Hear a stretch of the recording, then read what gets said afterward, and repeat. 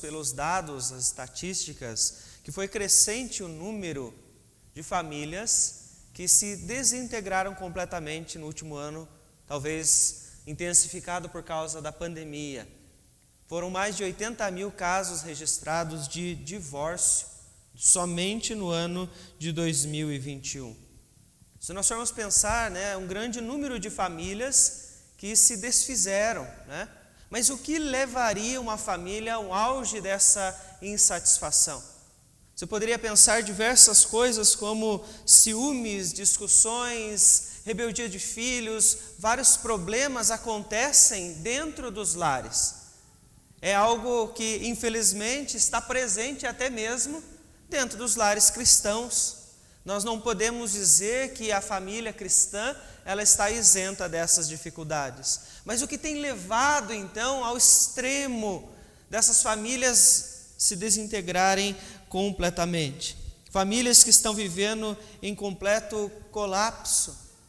É porque essas famílias elas não têm mais uma base sólida, algo que possa mantê-las então firmadas nos princípios, nos votos, nas alianças aos quais eles fizeram. Então nós precisamos entender não só as circunstâncias, não só esses problemas superficiais, mas qual é a razão principal que leva então essas famílias a esses momentos. O que é que leva essas famílias a esse colapso maior que nós temos visto em muitos lugares, inclusive, e como eu disse, infelizmente, até em lares cristãos, abandonando completamente os votos que fazem diante de Deus. Para nós pensarmos sobre isso hoje, eu convido os irmãos a abrirem então no livro de Gênesis, no capítulo 37, onde nós vamos ler do versículo 1 até o versículo de número 15.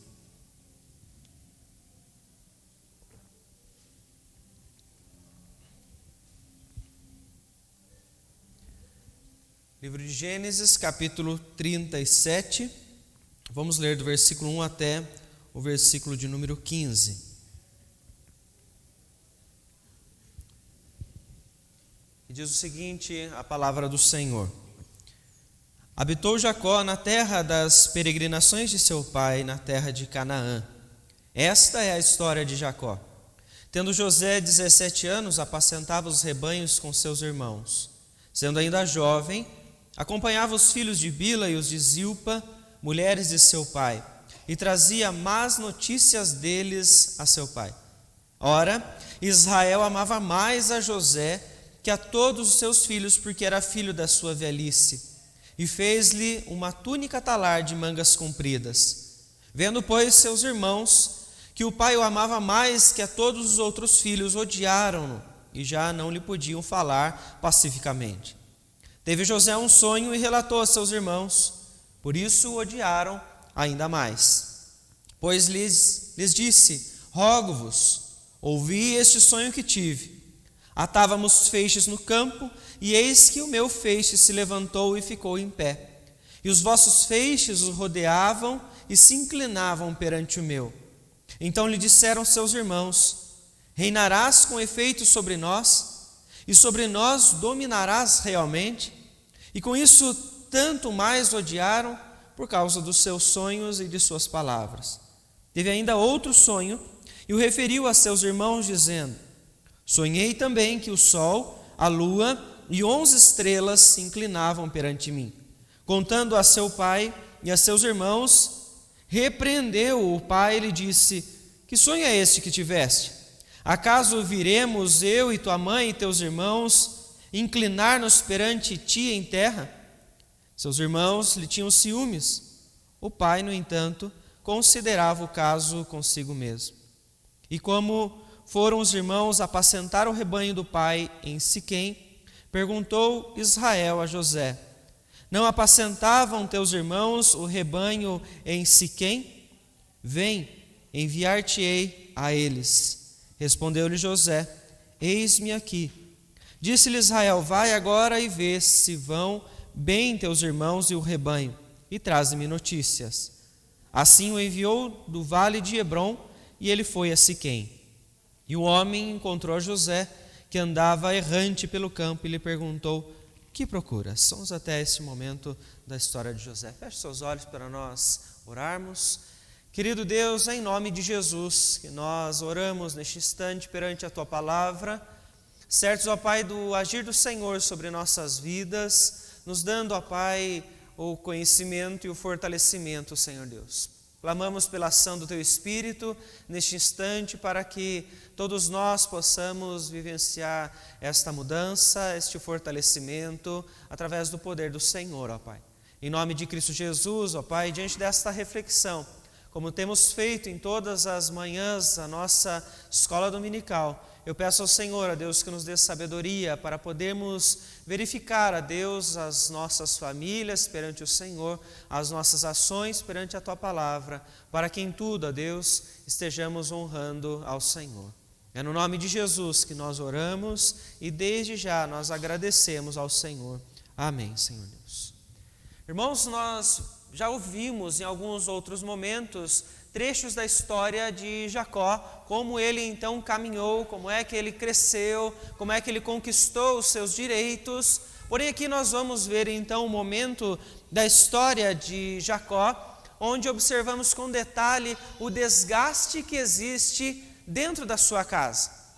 Porque nós observamos que o problema maior não estava longe até mesmo deste que era pertencente à aliança do Senhor. O problema não começa então no capítulo de número 37, mas se você voltar alguns capítulos antes, você então vai chegar até o capítulo de número 29, capítulo de número 30, onde nós temos um instante onde Jacó então se casa com aquela com quem ele amava. Nós sabemos a história, não é? Jacó conheceu Raquel, ele queria se casar com Raquel, porém Labão então oferece a ele 7 anos de trabalho para que ele possa se casar com sua filha. Os 7 anos se passam e Labão não entrega Raquel, mas entrega Lia, porque ele então diz a ele, não pode, no nosso contexto, a filha mais nova se casar antes da mais velha. Ele faz um novo acordo, 7 anos mais ele trabalha para ele conquistar então o direito de se casar com Raquel, e isso acaba acontecendo. Jacó se casa com 2 irmãs, e o texto mostra para nós, na continuação, a partir do versículo de número 21, que existia uma diferença gritante na biologia dessas 2 mulheres, por conta daquilo que Deus estava fazendo através delas. Raquel não podia ter filhos, e Lia podia. E o texto mostra para nós que o desgaste na família de Jacó já inicia aqui. Já inicia neste momento onde as 2 irmãs, uma tem ciúme da outra porque uma pode ter filhos e a outra não. O texto mostra ali então começando a conceber vários filhos a Jacó, e Raquel ficando então desesperada até o ponto dela entregar a sua serva a Jacó para que ele então tenha filhos. Quando Lia percebe que Raquel está começando a dar outros filhos para Jacó, ela oferece também a sua serva a Jacó, para que eles tenham mais filhos. Então começa um desgaste diante da cultura que eles estão vivendo, a disputa dessas mulheres para ver então qual delas poderia conceder mais filhos a Jacó. Raquel, com a graça de Deus, nos mostra o texto no versículo de número 22 e 23 do capítulo 30, que ela então concebe um filho a Jacó, esse filho chamado José. Mais à frente você vai observar outro nascimento e o último filho de Raquel, chamado então Benjamim. O desgaste nessa família começa no próprio relacionamento, no casamento de Jacó com Lia e também com Raquel. 12 homens e uma mulher são os filhos registrados de Jacó com Lia, Raquel, Zilpa e Bila. A menina única que nós temos o registro se chama Diná, capítulo 30, versículo de número 21. E é com ela que nós temos outro problema na história da família de Jacó. Porque esta mulher, conforme o texto vai nos mostrar no decorrer da narrativa, ela sofre um abuso por Siquém. E este abuso é do conhecimento dos irmãos. Os 12 homens irmãos tomam conhecimento desse abuso, ficam indignados pelo que acontece, e eles então criam toda uma estratégia para matar, liderados por Simeão e Levi, para matar Siquém e resgatar a irmã Diná de volta para casa. Um desgaste não somente no casamento, mas é um desgaste também no relacionamento de todos os filhos com os pais. Irmãos, como nós vemos na história de José, o texto do capítulo 37 mostra aqui para nós com ênfase a história de José, irmãos que se odeiam. Há sim a preferência de José, o texto mostra para nós, Jacó amava mais a José porque foi o filho da sua velhice e o filho daquela quem ele amava. Ele tanto esperou um filho de Raquel que Deus concebeu um filho a ele. E ele então presenteia ele, dá prioridade a José. Isso gera uma certa rivalidade entre os irmãos. Desgastes. Irmãos cheios de maldade, irmãos rebeldes, irmãos que não se importam com aquilo que eles vivem diante de Deus. Porque a última história que o texto traz para nós na narrativa não é de Simeão nem de Levi, mas de Judá. Um dos filhos de José, Judá acaba então se afastando da sua família e se envolvendo com uma das mulheres cananeias, trazendo então a prostituição para o seu próprio lar. Se envolvendo com uma prostituta cultual, a quem ele imaginava que era naquele instante, até ele descobrir que ele então coabitou com a sua própria nora. Olha a confusão que existe dentro da casa de Jacó.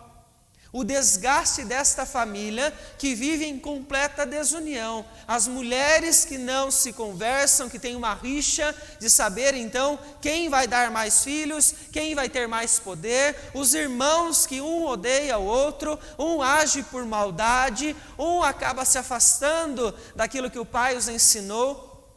Problemas, desgastes. Mas quando nós pensamos, como eu falei no início, Jacó fazia sim parte da família da aliança.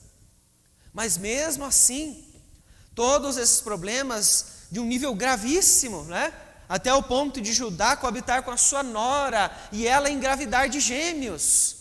Deus permitiu que ela engravidasse. Mas o que acontece nessas famílias para que cheguem a este ponto?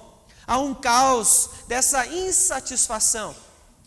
Quando nós olhamos de uma forma distante, nós vemos então um texto de uma história que aconteceu há um tempo atrás, e você dá um passo para o lado e diz: isso nunca vai acontecer dentro da minha casa. Porém, você precisa se lembrar que assim como Jacó, você, cristão, faz parte da aliança, da nova aliança através de Cristo, e você está sujeito a viver uma família, um relacionamento com tanta insatisfação, tanto desgaste e tanta desunião, conforme estava acontecendo com José, com Jacó, com Raquel, com Lia, com todos aqueles membros daquela família. Por que eles vivem dessa forma? O que é que afeta este povo, que também nos afeta? A palavra do Senhor, ela nos responde isso de uma maneira muito clara. Eu queria pedir a algum dos irmãos que lessem para nós o texto que traz essa resposta, que está em Romanos, capítulo 5, versículo de número 12.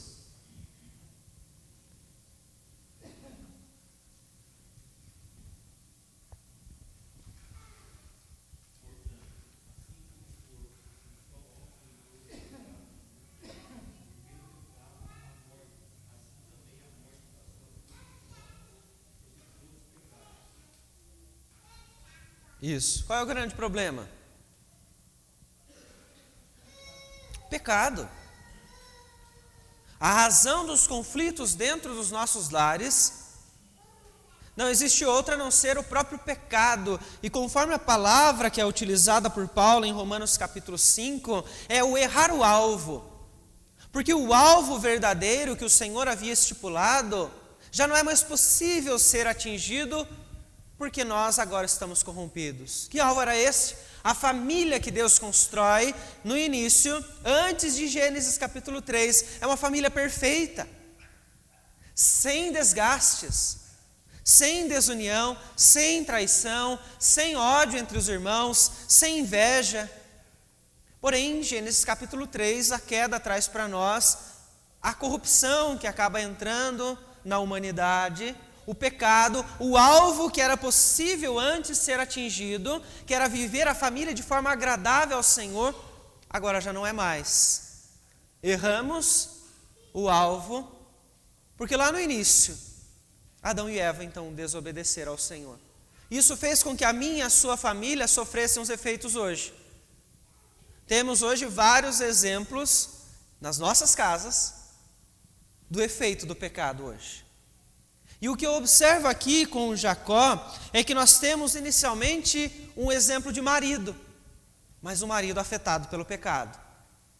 Ao longo da narrativa do capítulo 29 e capítulo 30 de Gênesis, você observa então essa discussão, esse incômodo que existe entre Raquel e entre Lia, quem vai dar mais filhos, quem vai poder então dar a posteridade a Jacó, e esse desejo. Em todos os momentos você observa a narrativa, você vê então que a preocupação delas é conceber filhos a Jacó, não importando como vamos fornecer as nossas servas, entrega a Zilpa para Jacó, entrega a Bila para Jacó, e Jacó coabita com todas elas, e ele concebe então todos esses filhos. Em nenhum momento você observa Jacó sendo um marido piedoso, conforme a palavra nos mostra que ele deveria ser. Esse norte nós encontramos na própria palavra através de Paulo. Efésios capítulo de número 5. A vida do marido com a esposa deveria ser uma vida de amor, de cuidado e, acima de tudo isso, um amor sacrificial.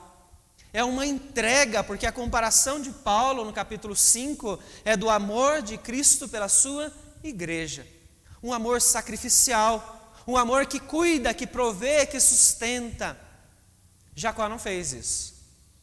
Jacó, em todos os momentos, nós vemos no texto, ele apenas coabitou e gerou filhos e filhos e filhos, até o momento em que Raquel questiona ele: dê-me filhos, e ele, ao invés de observar a dor dela por não poder conceber a ele descendentes, ele apenas retruca dizendo: acaso eu sou Deus para te dar filhos? E continua a sua história. Nós vemos que Jacó foi afetado pelo pecado com um marido que não é perfeito mais, depois de Gênesis 3, mas é um marido negligente. Um marido negligente que não ama a sua esposa. Um marido negligente que não se sacrifica pela esposa. Um marido negligente como muitos nos nossos dias, que vivem apenas uma passividade, deixa as coisas acontecerem. Não importa com o que a esposa está vivendo, não importa com o que a família está passando, deixa que aconteça. Deixa que os problemas venham, eles vão se resolvendo conforme as coisas vão acontecendo. Isso é efeito do pecado. Aí você diz: não, mas hoje as nossas famílias cristãos, de homens cristãos, jamais vamos encontrar homens negligentes assim, maridos negligentes. Por que ainda existe? Por causa do pecado. Só que há um problema na igreja, onde a igreja ela tenta ofuscar a realidade que nós vivemos, tentando impor uma perfeita santidade nos maridos, nas esposas, na família, que não existe. E enquanto as famílias mantiverem uma postura à parte desta realidade, o problema real, a razão principal que está trazendo desgaste aos nossos lares, não vai ser tratado. Porque nós estamos esquivando da verdade, para tentar às vezes mostrar, isso é muito comum, para mostrar para os irmãos: olha como a minha casa está bem organizada, olha como minha casa está bela, olha como os meus filhos, como minha família, como meu casamento, como isso tudo está vivendo em perfeita santidade diante de Deus. E não observamos realmente o que está acontecendo dentro dos lares. Mas Jacó não foi só um marido negligente. Da mesma forma como Paulo fala em Efésios 5 sobre o marido, fala também sobre o pai. Nós vemos ele dizer ao pai que ele deve amar aos filhos. E mais isso é demonstrado na disciplina e na admoestação no Senhor. Não conduza os seus filhos à ira, é a fala de Paulo em Efésios 5. Mas discipline, ame, admoeste eles no caminho do Senhor. A história nos mostra então que Jacó, quando soube que a sua filha Diná foi abusada por Siquém, como ele reage? Dessa forma mesmo, com o silêncio. Ele não faz nada. Ele até chega a ouvir o pai de Siquém colocar para ele um acordo, porque ele começou a amar aquela filha dele. Amava Diná. O texto diz que ele se enamorou depois que ele abusou dela. E o que é que Jacó faz? Junto com os filhos que não queriam entregar a irmã, eles apenas aceitam desde que Siquém fosse circuncidado. Ele passa pela circuncisão e eles entregam a filha. Jacó entrega a sua filha para o abusador dela. Veja só como é que ele cuida dos filhos. Logo depois deste acordo que ele faz com Siquém, é que então Simeão e Levi vão atrás de Siquém, matam todos na cidade, matam Siquém, matam seu pai e resgatam a irmã, filha de Jacó. Veja a bagunça que está nessa casa. E Jacó faz o quê? Mais uma vez, nada. Quando o texto continua, aí nós chegamos no capítulo 37 de Gênesis, onde você viu a história que nós conhecemos bem de José, o filho preferido, né? O filho da velhice. Você que vive num lar e convive com pessoas, você acha que Jacó não perceberia que os irmãos estavam tramando contra outro? São 12 irmãos no mesmo lar. Eles começaram a odiar, ter inveja por causa da túnica talar de mangas longas que Jacó dá para José. Mas aí acontece esse ciúme, essa inveja, depois que ele conta os sonhos. O que é que Jacó faz? Ele não cuida dos filhos.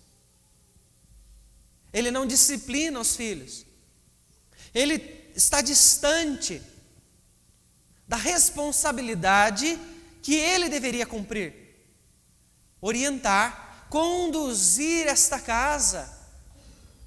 Até o ponto dos filhos que estão sem disciplina alguma, criarem toda a estratégia para matar o irmão. Eles já mataram alguém e o pai não fez nada? Não há qualquer tipo de repreensão? E eles desejam matar, porque eles têm um ódio por esse irmão que é preferido. Mas aí nós vemos o texto em que eles acabam sendo bondosos, piedosos. Não vamos matar, vamos só vender. Vendem e escondem a verdade do pai. Fingem que ele morreu. Você imagina isso dentro da sua própria casa? Você vivenciar uma situação como essa? Um engano ao ponto dos filhos fingirem aos pais que o irmão está morto, mas quando na verdade eles mesmos deram um jeito de sumir com ele. Jacó não era só um marido negligente, mas era um pai omisso. Um pai que tinha responsabilidades. Diante de Deus, ele é um homem da aliança, ele conhece a vontade de Deus. Mas nós observamos então que, como um pai, Jacó foi extremamente omisso por não disciplinar os seus filhos, por não estar perto, por não cuidar dos filhos, por não saber até mesmo o que eles estão vivendo, porque senão ele direcionaria esses filhos em todos os momentos. Se ele não disciplina, né, nós observamos o texto de Hebreus falar para nós que Deus nos disciplina porque nós somos como filhos, e disciplina porque Ele nos ama. É por amor que um pai disciplina o filho. Da mesma forma, aquele que não disciplina, ele está demonstrando que não ama os seus filhos, não se preocupa com eles, com o destino deles, o que eles serão daqui a pouco, o que eles vão se tornar quando chegarem na fase adulta. Como eles vão viver como cristãos em meio a esta sociedade? Essas famílias estão presentes hoje. Pais que ignoram as suas responsabilidades, que estão deixando os filhos fazerem o que eles querem. Por que isso existe? Por causa do pecado. A igreja não pode esquecer esse detalhe. O pecado está presente dentro dos nossos lares. Então você vai falar assim: mas então não existem filhos, maridos e pais perfeitos? Não existem. Não existem porque eles estão sendo ainda afetados pelo pecado e eles estão travando uma luta constante contra o pecado, porque em Cristo Jesus eles já foram libertos dessa escravidão. E aí sim, podem viver em obediência ao Senhor. Mas mesmo assim, 1 João capítulo 2 diz: se vocês vierem a pecar, vocês têm um advogado junto ao Pai, que então vai interceder por vocês, que é Cristo Jesus. Maridos, pais, e aí nós observamos também filhos. Vamos olhar então pela ótica agora só dos filhos. Como os filhos de Jacó se comportavam? Vejam só que quando Diná sofre o abuso, os irmãos ficam indignados e eles resolvem fazer o que bem lhe dá na mente, que eles acham que é o certo. Vamos lá e vamos fazer justiça com as próprias mãos. Da mesma forma, como acontece no momento com José, eles decidem: vamos fazer justiça com as próprias mãos. Vamos matar o irmão, vamos resolver da nossa maneira. Filhos incrédulos que não temem a Deus e agem conforme eles bem acreditam que podem fazer, com toda a maldade no seu coração. Por que eles são assim? Por causa, mais uma vez, do pecado.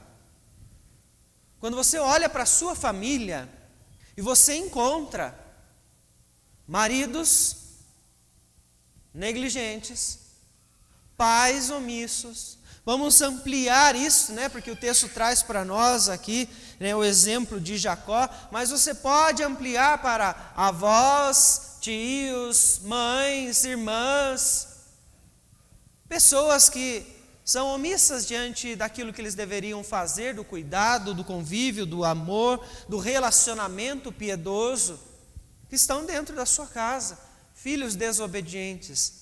E a igreja não pode esquecer que a razão principal para que existam problemas familiares é o pecado. E como igreja, nós bem sabemos como nós devemos tratar o pecado. E eu vou pegar então a continuação do texto de Paulo para nós observarmos qual é a solução para os problemas dos nossos lares. Vamos ler novamente então Romanos, capítulo de número 5, versículo de número 12, e outra pessoa lê para nós Romanos capítulo 5, versículo de número 20.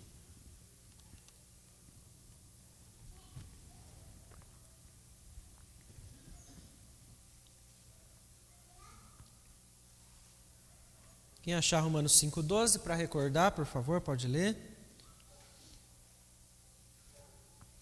Portanto, assim como por um só homem entrou o pecado no mundo, e pelo pecado a morte, assim também a morte passou a todos os homens, porque todos pecaram.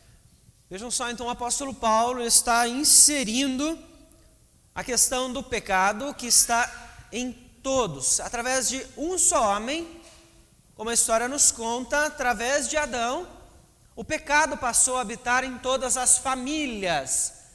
E o apóstolo Paulo continua então no texto falando não sobre o pecado, o problema, a razão dos problemas das famílias, mas ele agora traz para nós a solução disso. Romanos capítulo 5, versículo 20. Alguém pode ler para nós, por favor?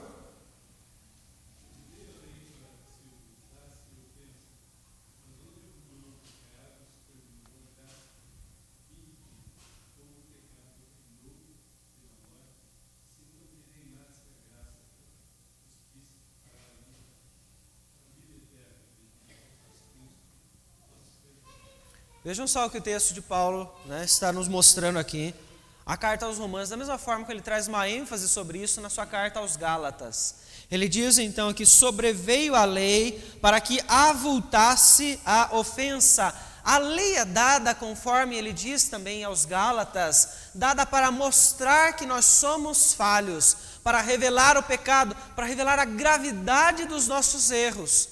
Quando nós somos então incapazes de obedecer ao Senhor na sua plenitude. A lei mostra isso a todos. Mas ele diz então que onde o pecado foi grande, onde houve muito erro, muito pecado, muita desobediência, muitos problemas familiares, ele então nos diz que a graça é muito maior, que a graça supera, porque essa graça é aquela, como ele continua finalizando no versículo de número 21, é dada a nós por meio de Cristo Jesus. E é por Cristo Jesus e o seu sacrifício que todo e qualquer pecado e a quantidade deles que nós arrastamos na nossa vida, eles são pagos na cruz, pelo sacrifício de Cristo. Então veja quanto isso se torna precioso quando entendemos que não merecíamos tamanho amor e o Senhor então nos oferece a sua graça. Nos oferece a solução para os problemas dos nossos lares. Você tem crianças desobedientes em casa? Adolescentes rebeldes? Você tem marido que é negligente? Você tem pais e mães omissas na responsabilidade? A graça é o único meio pelo qual isso pode ser resolvido. Você pode tentar qualquer outro tipo de caminho, você pode trazer até auxiliares para você tratar isso, mas é Cristo Jesus quem trata pecado. É através da graça que nós recebemos o perdão de Deus para sermos tratados e então vermos a nossa família começar a caminhar em direção a uma harmonia. Porque isso é possível para aqueles que se arrependem. Então isso só pode acontecer para aqueles que conhecem a Cristo, aqueles que ouvem sobre a verdade. Então você pode chegar diante do seu lar e você então exigir que a sua família viva isto, mas eles imediatamente vão em primeiro lugar olhar para você que está ensinando. Então o arrependimento parte de nós. Nós vivermos com Cristo, clamarmos pelo seu perdão e assim então mudarmos a nossa atitude. Veja então o que Paulo diz, não só aos Romanos, mas em Efésios. Alguém pode ler para nós? Efésios capítulo 2, versículos 11 e 12. Aquele que achar, pode ler para nós, por favor.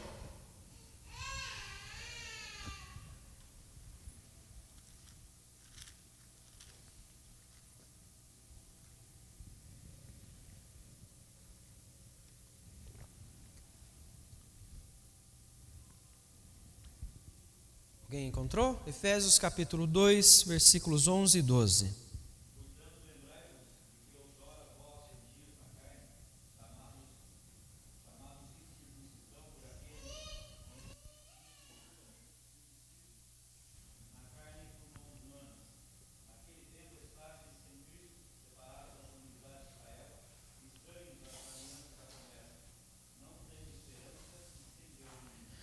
Aqui mais uma vez o apóstolo Paulo está utilizando essa mesma linha para explicar agora aos efésios, que estavam misturados entre gentios e judeus convertidos a Cristo.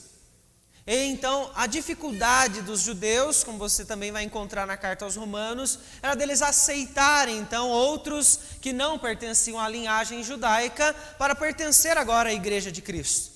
Ele está explicando então que os gentios, aqueles que erraram, aqueles que não tinham a lei, aqueles que não eram circuncidados, aqueles que não faziam parte da linhagem, agora, versículo 13, por meio de Cristo, que estavam longe, agora eles estão perto. Ele está mostrando então que aqueles que viviam na iniquidade, que estavam cometendo pecados, por Cristo, agora são aceitos. Veja então que não é por merecimento, mas é por causa do que Cristo Jesus fez. E esses passam a ser então, como ele diz na continuação, família de Deus, um só povo, onde existia inimizade entre os povos, pelo julgamento dos judeus em cima dos gentios, que não tinham a lei, que não viviam debaixo da lei. Agora não há mais inimizade, ele diz que agora existe paz. Eles se tornam um só povo, um novo homem, porque é uma mudança de vida, é um novo povo que é formado através de Cristo Jesus. Quando nós pensamos nos nossos lares, nós temos que entender isso. Maridos, mulheres, esposas, mães, filhos, todos, se erraram como gentios em qualquer momento, Cristo Jesus tira qualquer tipo de inimizade, desunião, desavenças para trazer novamente a unidade agora pela fé. Porque Cristo então permite que eles recebam o perdão de Deus, porque Ele se sacrificou por aqueles que hoje depositam a fé nele. Veja então, Paulo repete isso, Romanos capítulo 5, Efésios capítulo 2 e também Tito capítulo 2. Peço que algum dos irmãos leiam para nós, por favor. Tito capítulo 2, versículos 11 e 12.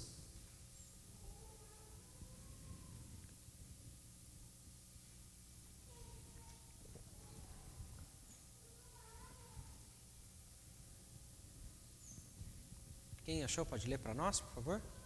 Tito capítulo 2, 11 e 12.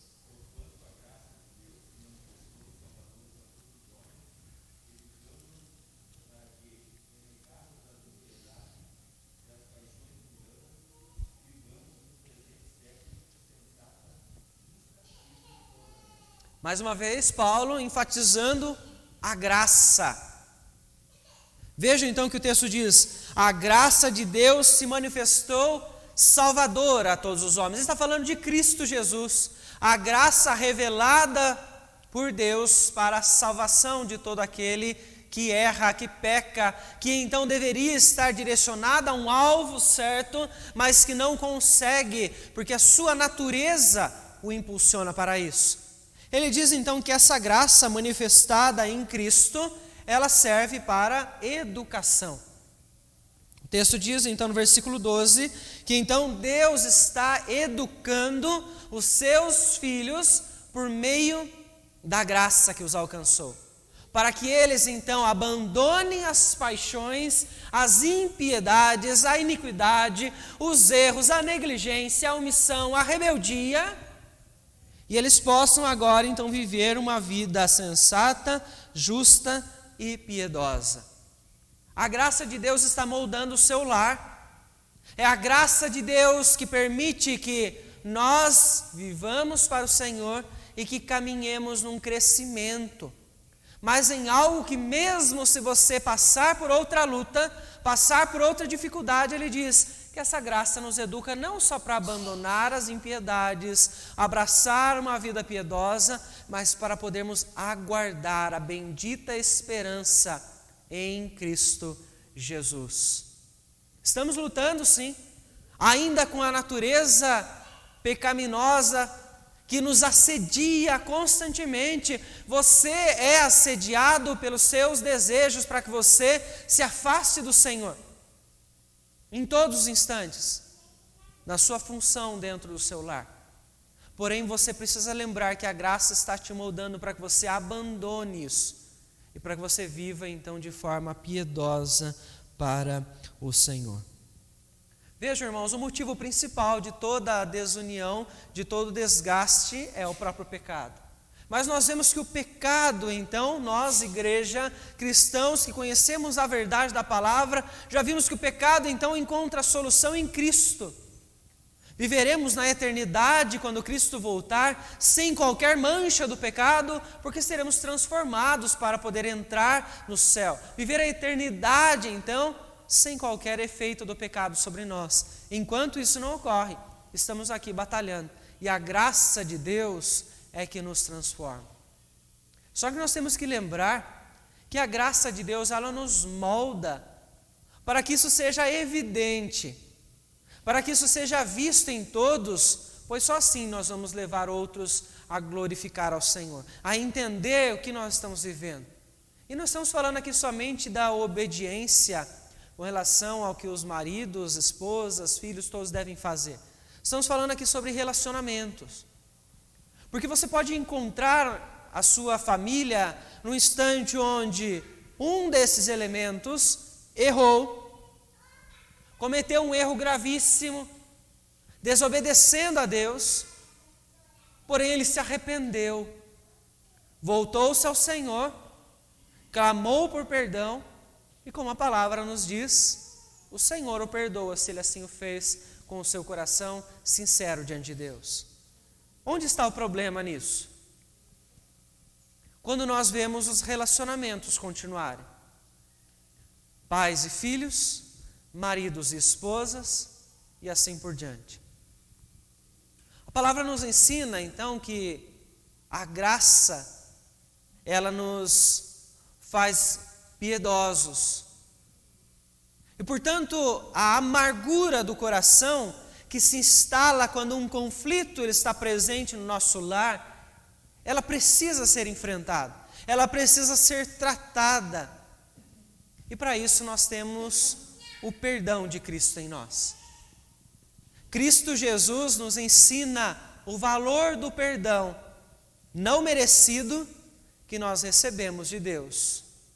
E nós aprendemos a clamar ao Senhor: perdoa os nossos pecados conforme nós perdoamos aqueles que nos têm ofendido.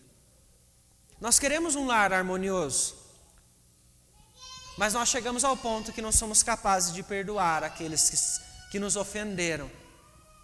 O perdão, nós precisamos lembrar que ele então é uma via de mão dupla, porque os dois lados precisam estar conscientes de suas responsabilidades. Aquele que ofendeu, ele precisa reconhecer. O marido, pai, esposa, precisam reconhecer o seu erro. Precisam reconhecer a sua natureza, fragilidades, batalhar por isso. Se arrependem, voltam a Deus e chegam à família para resolver os problemas, para a reconciliação. Veja que a graça no Senhor, ela não nos reconcilia apenas com Deus, mas ela nos permite a reconciliação com o nosso próximo. O amor ao próximo, ele é visto nas nossas atitudes. É onde você demonstra que você ama a Deus em primeiro lugar. E não existe melhor lugar para começar a demonstrar isso do que dentro de casa. Quantos cristãos que nunca perdoaram os seus entes queridos, que guardam mágoas, que estão com as famílias desestruturadas dentro do lar, mas que quando chegam no ambiente religioso, eles criam aquela máscara de piedade, para que ninguém perceba que eles também são pecadores. Porque nunca reconheceram que precisam aprender a perdoar. Porque não reconhecem que precisam tratar o seu próprio coração. Porque talvez o ente querido, a pessoa que está ali, que errou, o ofensor, já foi tratado por Deus. E nós precisamos aprender, então, a perdoar aqueles que convivem conosco. Muitas vezes colocamos desculpas diante de Deus e falamos: mas fulano fez isto, olha o tamanho do erro que ele cometeu, olha o que esta esposa fez, olha o que o marido fez, olha o que este filho fez dentro de casa, como é que eu vou perdoar? Se esta pessoa se reconciliou com Cristo, se ela pediu perdão, ela reconheceu o seu erro, ela está pedindo a você a reconciliação do relacionamento. Se você então recebeu um perdão de Deus, sendo que você não era merecedor, pois olha o tamanho dos seus pecados, nós não temos outra atitude a fazer senão perdoar, para voltar à harmonia, para voltar à paz, para voltar a uma vida comum no lar que honre ao nosso Senhor. A palavra nos diz, Romanos capítulo 5, que quando nós ainda éramos pecadores, falhos, Cristo morreu por nós. É este o padrão de amor, é este o padrão de perdão que nós temos que viver nos nossos lares. Irmãos, nós vemos que as notícias sobre desobediência, por conflitos nos lares, elas estão a todo momento crescendo, cada vez mais. Como nós falamos até na quarta-feira, quando falávamos sobre o que a pandemia veio trazer para a igreja, nós reforçamos que a pandemia apenas ressaltou aquilo que já estava guardado. Se houve divórcios em grande número, se houve discussões em maior número, é porque já havia problema no coração que não estava sendo tratado. E nós temos que entender que os conflitos, eles estão presentes porque os corações não estão sendo tratados diante de Cristo Jesus. Porque nós, que conhecemos a verdade, não estamos nos submetendo à palavra, ouvindo a voz de Deus, arrependendo dos nossos pecados, para então vermos a nossa casa, o nosso lar, viver em harmonia diante do Senhor. Irmãos, nós entendermos que todos nós somos pecadores, não é desculpa para nós pecarmos, mas é clareza aos nossos olhos, é abrir os nossos olhos e recordar um princípio que nós não podemos esquecer, porque as boas novas de Cristo Jesus, elas são de forma clara, compreendidas, somente para aqueles que entendem que são pecadores. Salvação só é válida, só há profundidade atingida no coração daquele que entendeu que não merecia tamanho amor que o Senhor demonstrou por nós.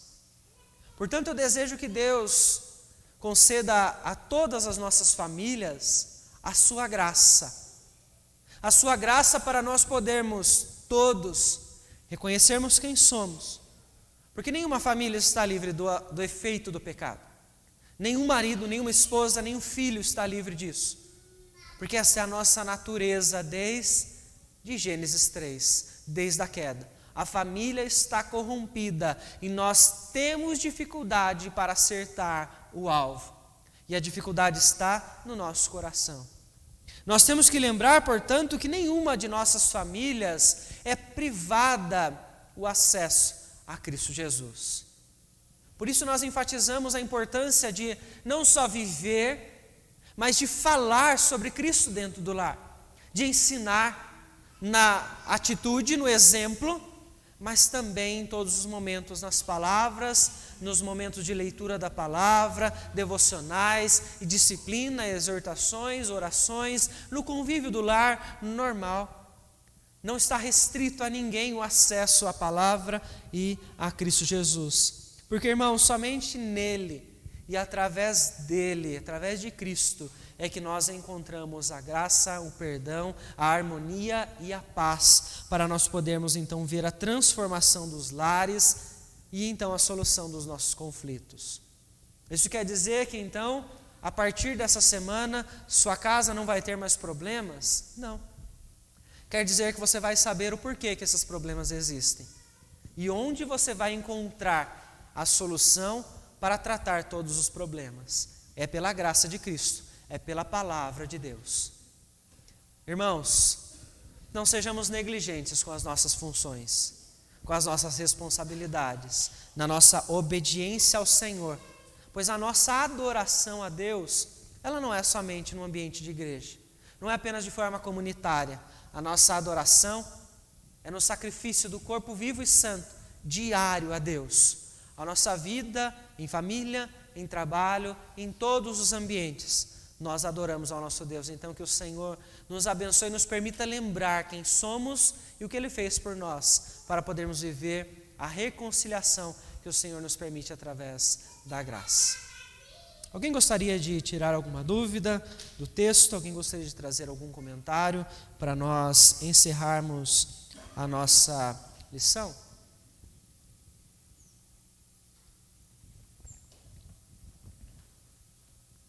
Vamos orar, irmãos, para nós agradecermos ao nosso Deus pelo privilégio de estarmos aqui e termos a sua palavra e de termos acesso a Cristo, conhecermos já a Cristo Jesus, que nos concede este perdão tão precioso, que nos então não só leva até ao Pai, mas que nos permite viver a reconciliação também com o nosso próximo. Feche os seus olhos para nós orarmos. Querido Deus, em nome de Jesus, que nós neste momento agradecemos ao Senhor. Agradecemos porque nós podemos compreender, ó Deus, mais uma vez, recordando a Deus a verdade da Tua Palavra, que nós somos falhos, que nós somos pecadores e que os conflitos dos nossos lares acontecem pela existência do pecado. A nossa natureza, ó Deus, corrompida, nos impede, ó Deus, de mantermos a perfeição, ó Deus, a nossa obediência em todos os momentos. Erramos o alvo. Isso, ó Deus, tem trazido desgastes para as nossas casas, os casamentos, os relacionamentos dos pais com os filhos. E eu peço ao Senhor, ó Deus, pela restauração. Que o Senhor, ó Deus, abençoe a todos que estão aqui presentes, concedendo a eles a Tua graça, Senhor, não só para entenderem a Tua Palavra na aplicação pelo agir do Teu Espírito, mas para eles poderem, ó Deus, viver isso dentro dos lares. Que não sejamos, ó Deus, apenas cristãos nominais, mas que venhamos a colocar em prática pelo incômodo do Senhor nos nossos corações, ó Pai. Porque nós compreendemos esta verdade e nós queremos assim honrar ao Senhor dentro dos nossos lares. Clamamos a Deus pela Tua bênção, o Teu auxílio, para aqueles, ó Deus, que são parte das nossas famílias e que não entendem ainda a verdade do Senhor, que não se converteram a Ti, ó Deus. Que o Senhor, ó Deus, nos permita, não só pela vivência, mas pelo ensino, levar aos nossos entes queridos a verdade do Evangelho, para que eles sejam então transformados pelo poder da Tua graça, Senhor. Clamo a Ti, ó Deus, em nome de Jesus, que nos ensine, ó Deus, a cada dia mais o valor do perdão em Cristo Jesus, para assim, ó Deus, nós podermos viver este perdão dentro dos nossos lares, restaurando os relacionamentos, voltando a Deus a uma vida de paz e harmonia que honra ao Senhor, ó Pai.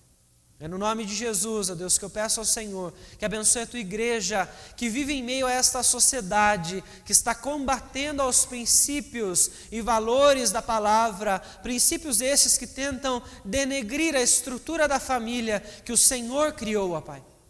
Que o Senhor abençoe a Tua igreja, fortaleça o Teu povo para que a cada instante possam permanecer firmados na Tua palavra, através de Cristo Jesus. É no nome dele, Senhor, o nosso Salvador, que nós oramos e agradecemos ao Senhor pela transformação que fez em nós e que então traz também aos nossos lares. Em nome de Jesus que nós oramos e agradecemos. Amém, Senhor Deus. Deus abençoe a todos. Eu gostaria, antes dos irmãos irem para as casas, queria trazer alguns recados para todos das nossas programações durante a semana. Nós temos então, como todas as semanas, quartas-feiras, 7h30, estaremos aqui para continuar então a estudar a história de Israel. Nós estamos aprendendo, irmãos, sobre o panorama do Antigo Testamento, a cada rei de Israel, cada rei de Judá, como eles se comportaram. Isto é precioso para que você possa entender todos os princípios que você encontra, não só no Antigo Testamento, mas também que você encontra no Novo Testamento. Entender o Antigo Testamento te ajuda a entender a vivência dos apóstolos e de tudo aquilo que Cristo Jesus nos trouxe. Então, frequente as quartas-feiras para você poder aprender cada vez mais a palavra do Senhor. Sexta-feira estaremos aqui 7 horas para orarmos juntos. Nós temos falado, como repetimos, né? Já o efeito que a pandemia trouxe para a igreja, né, foi de ressaltar aquilo que já estava guardado dentro de nós. Então nós precisamos brigar contra isso. O comodismo, o pecado, que nos faz ficar em casa, que nos faz orar menos, ler menos a palavra, frequentar menos a igreja, nós precisamos brigar contra isso. Frequentar mais as quartas-feiras, frequentar mais as reuniões de oração, porque é privilégio nós termos hoje as portas da igreja aberta para nós podermos cultuar ao Senhor, frequentar, buscar a comunhão e nos fortalecermos juntos. Então são as duas programações que são fixas durante a semana. Quarta-feira Eu quero até pedir aos irmãos da UPH, da diretoria que estão presentes, que permaneçam na igreja, que eu gostaria de conversar com vocês. Quarta-feira, depois do nosso estudo bíblico, nós temos reunião plenária da UPH. Então, nós vamos realizar essa reunião plenária sem mais adiamentos. Lembrando a todos os irmãos, homens, membros da igreja, que já não vieram na sexta-feira, nós estamos remarcando a reunião plenária